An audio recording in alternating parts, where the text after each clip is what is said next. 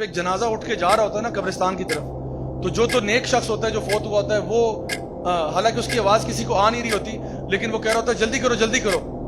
جلدی سے مجھے قبر میں لے کے جاؤ، کیونکہ اس کو پتا ہے کہ وہ ابھی جو ہے نا جنت کے باغوں میں سے ایک باغ مل جائے گا اس کو۔ اور جو اللہ کا نافرمان ہوتا ہے جس کی روح چیر پھاڑ کے نکالی گئی تھی، اور جب وہ اوپر جا رہا تھا آسمانوں میں رجسٹر میں نام لکھوانے کے لیے، تو فرشتے اس پہ لعنت کر رہے تھے کہ کس خبیث کی روح اتنی بدبو کیوں آ رہی ہے اس سے۔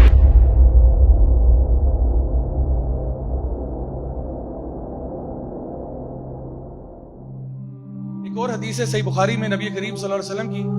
کہ آپ نے ایک خواب دیکھا، اور انبیاء کے خواب سچے ہوتے ہیں، تو آپ نے خواب میں کچھ چیزیں دیکھی جو بڑی انہونی سی تھیں۔ آپ نے دیکھا کہ دو شخص ہیں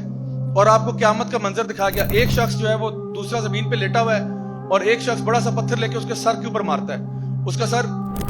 جو ہے نا کچل دیا جاتا ہے، پھر وہ دوبارہ پتھر اٹھاتا ہے، جب تک اٹھاتا ہے اس کا سر واپس آ گیا، پھر اس کا سر پیستا ہے، تو بار بار اس کا سر جو ہے وہ پیسا جا رہا ہے۔ ایک اور دو شخص دیکھے جس میں سے ایک شخص ایسے آگے لیٹا ہوا ہے، دوسرا جو ہے ایک ہک اس کے یہاں پہ ڈالتا ہے اور اس کی پوری چیکس کو پھاڑ دیتا ہے، پھر اس سائڈ پہ ہک ڈالتا ہے، یہاں سے چیکس پھاڑ دیتا ہے، پھر نیچے ہک ڈالتا ہے، نیچے سے منہ کھول دیتا ہے، پھر اوپر سے ڈالتا ہے، اوپر سے منہ چیر دیتا ہے، اور جب یہ کرتا ہے تو پھر اس کا منہ واپس آتا ہے، پھر وہ پروسیس ریپیٹ کرتا ہے، ادھر سے منہ پھاڑتا ہے، ادھر سے اوپر نیچے، یہ پروسیس بار بار آپ نے دیکھا۔ بڑے خوفناک مناظر دیکھے آپ نے، صحیح بخاری کی حدیث ہے۔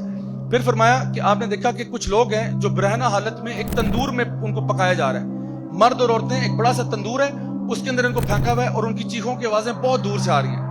یعنی وہاں پہ ڈسٹینسز اتنے ہیں لیکن کہاں دور تک ان کی آواز آ رہی ہے۔ پھر آپ نے دیکھا کہ ایک شخص ہے جو کہ پانی میں تیر رہا ہے، یعنی ایک ایکچولی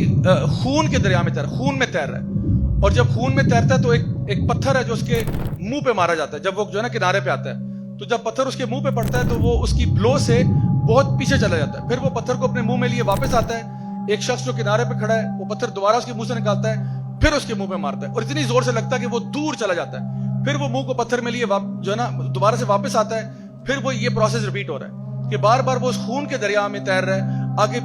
پیچھے بار بار مار بھی کھا رہا ہے اور بار بار پتھر واپس بھی لے کے آتا ہے۔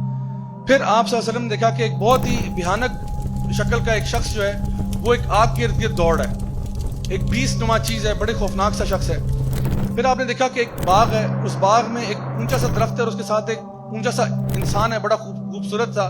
خوش شکل سا، اس کے ارد گرد بہت سارے بچے کھیل رہے ہیں اور وہ ان کے ساتھ بہت انجوائے کر رہے ہیں۔ اس کے بعد آپ نے دیکھا کہ آپ نے ایک چھوٹا سا ہل کراس کیا، ہل کراس کر کے آگے گئے تو آپ نے دیکھا کہ ایک لیک ہے، اور اس لیک کے ساتھ کچھ لوگ ہیں جو آدھے خوبصورت ہیں اور آدھے بہت بدصورت ہیں، تو وہ جب لیک میں جاتے ہیں ڈبکی لگا کے باہر آتے ہیں تو وہ پورے خوبصورت ہو جاتے ہیں، یعنی انہوں نے وہ شخص دیکھے، بہت سارے لوگ کھڑے ہیں جو ان کا ایک سائڈ بہت خوبصورت ہے اور ایک سائڈ اتنی ہی بدصورت ہے، وہ اس دریا میں اس لیک میں جا کے ڈپ کر کے آتے ہیں، باہر آتے ہیں تو بالکل صاف ستھرے ہو کے اچھے لگ رہے ہیں۔ تو آپ نے فرشتوں سے پوچھا، آپ خواب میں دیکھ رہے ہو فرشتے آپ کو ٹور کرا رہے ہیں، آپ نے جب فرشتوں سے پوچھا کہ یہ سب کیا معاملہ ہے تو ان کو بتایا گیا کہ وہ جو دو شخص ہیں یہ وہ ہیں کہ جو قرآن کو پڑھتے تھے لیکن اس کو یاد نہیں کرتے تھے، اس کو اگنور کر دیتے تھے، اس کو نیگلیکٹ کرتے تھے، یعنی قرآن کو ان کو پتا تھا لیکن نہ تو اس کو یعنی صحیح طریقے سے پڑھتے تھے، سمجھتے تھے، نہ اس پر عمل کرتے تھے، اور قرآن سے منہ پھیر چکے تھے، حالانکہ گھروں میں ان کے قرآن پڑھے ہوئے تھے۔ تو یہ وہ ہیں جن کے سر پیسے جا رہے ہیں، کیونکہ اب آپ کو قرآن کا فائدہ ہی نہیں ہوا نا، آپ نے تو اوپر سے پڑھ لیا لیکن عمل ہی نہیں کیا، سمجھنے کی توفیق ہی نہیں ہوئی آپ کو۔ پھر وہ جو دو شخص تھے جو آئرن کی ہک سے جن کا منہ چیرا جا رہا تھا، یہ وہ شخص تھا جو اپنے گھر سے نکلتا ہے اور جھوٹ بولتا ہے، اور اس کا جھوٹ جو ہے وہ ہر طرف پھیل جاتا ہے، اور صحابہ کے دور میں یہ سمجھنا شاید تھوڑا سا مشکل ہوتا ہوگا، لیکن آج تو بہت آسان ہے، سوشل میڈیا کا دور ہے، آپ ایک بات کرتے ہیں پوری دنیا میں پہنچ جاتی ہے۔ تو کہا یہ جو جھوٹ بولنے والا ہے اس کا منہ چیرا جا رہا ہے۔ اس کے بعد وہ جو اون میں تھے یہ وہ تھے جو زانی اور زانیہ ہیں، جو امت کے اڈلٹرز ہیں اور زنا کرنے والے، یہ وہ لوگ ہیں جو سارے کے سارے تندور میں پھینکے جا رہے ہیں اور ان کے پورے جسم کو سزا دی جا رہی ہے۔ وہ جو خون کے دریا میں تیر رہا تھا یہ سود لینے والا تھا،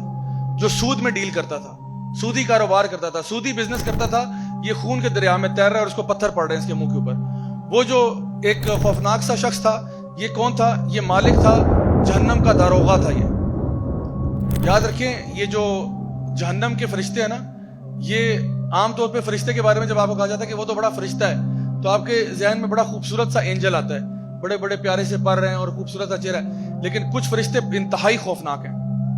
انتہائی خوفناک ہے۔ اور یہ جو جنت جو ہے نا جہنم کے داروغے ہیں، جو 19 گیٹ کیپرز آف ہیل ہیں، یہ انتہائی خوفناک فرشتے ہیں، اور یہ جو مالک ہے، جو سب سے بڑا گیٹ کیپر ہے، یہ بھی انتہائی خوفناک ہے. تو اب جہنم میں بڑے پیارے پیارے فرشتے تو نہیں دیں گے آپ کو، جہنم میں جو گارڈز ہیں وہ گارڈ بھی بڑے دہشت والے ہیں. تو یہ جہنم کے داروغے کو آپ صلی اللہ علیہ وسلم نے اپنے خواب میں دیکھا، اور وہ جو لمبا سا شخص تھا درخت کے پاس بچوں کے ساتھ کھیل رہا تھا، یہ ابراہیم علیہ السلام تھے.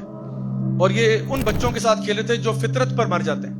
یعنی بالغ ہونے سے پہلے پہلے بیچارے 2 سال 3 سال 4 سال کے بچے کا انتقال ہو گیا، تو یہ ان کے ساتھ جنت میں کھیل رہے ہیں. اور وہ لوگ جو آدھے خوبصورت اور آدھے بدصورت تھے، یہ وہ لوگ ہیں جو اچھے کام بھی کرتے تھے لیکن برے کام بھی کرتے تھے برابر برابر. یعنی یہ نہیں کہ ایک ہوتا ہے نا انسان نیکی کی طرف جاتا ہے، یہ وہ لوگ تھے جو 50-50 چل رہے تھے کہ بھئی ہم اچھے بھی کرتے ہیں، یہ جی آج رات ناچ گانا بھی ہوگا اور عشاء کی نماز بھی ہوگی، دونوں چیزیں ساتھ ساتھ چل رہی. بھئی ہم تو دین اور دنیا کو لے کے چل رہے ہیں. یعنی انہوں نے دنیا جو ہے نا وہ اللہ کی نافرمانی کو دنیا کہہ رہے ہوتے کہ دین بھی ہے لیکن دنیا بھی تو ہے نا، اللہ کی نافرمانیاں بھی تو ساتھ ساتھ ہی چلتی ہیں. حالانکہ اللہ تعالیٰ فرماتے ہیں یا ایھا الذین آمنوا ادخلوا فی السلم کافہ، اے ایمان والو پورے کے پورے اسلام میں داخل ہو جاؤ. ولا تتبعوا خطوات الشیطان، اور شیطان کے نقش قدم پر نہ چلنا. مائی ڈیئر سسٹرز، یہ میں کوئی فیری ٹیل فکشن کی بات نہیں کر رہا ہوں، یہ ریئلٹی ہے. یہ وہ غیب کی باتیں ہیں جو نبی کریم صلی اللہ علیہ وسلم بتا کر گئے کہ باز آ جاؤ، اللہ کے بندو باز آ جاؤ، گناہوں سے توبہ کر لو، اللہ تعالیٰ کی رحمتوں کے دروازے کھلے ہوئے ہیں. اس کے باوجود تم توبہ نہیں کرو گے تو حالت آگے دیکھ لو کیا ہونے والی ہے.